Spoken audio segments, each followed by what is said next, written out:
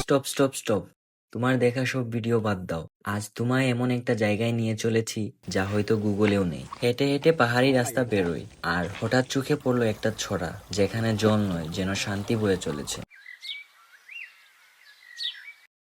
ছড়া পেরিয়ে খানিকটা সামনে গেলেই হঠাৎ চোখ আটকে গেল। সবুজের সমুদ্রে হারিয়ে থাকা এক পাহাড়, মাঠ, মাঝখানে ছোট্ট পুকুর, যেন স্বপ্নের আয়না।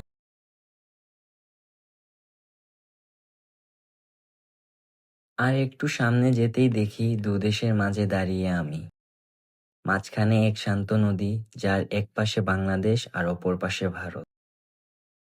নদীর এপারে বাংলার কোমলতা, ওপারে ভারতের সবুজে মুড়ানো পাহাড়। আর মাঝখানে যেন এক নৌকা, যে দেশের না, শুধু প্রকৃতির।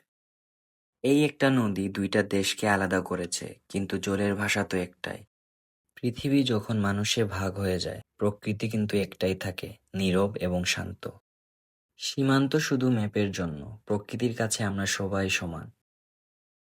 এ নদী জানে না কে বাংলাদেশি কে ভারতীয়। এটা কাউকে ভাগ করে না, এটা শুধু দেখে কে অনুভব করে।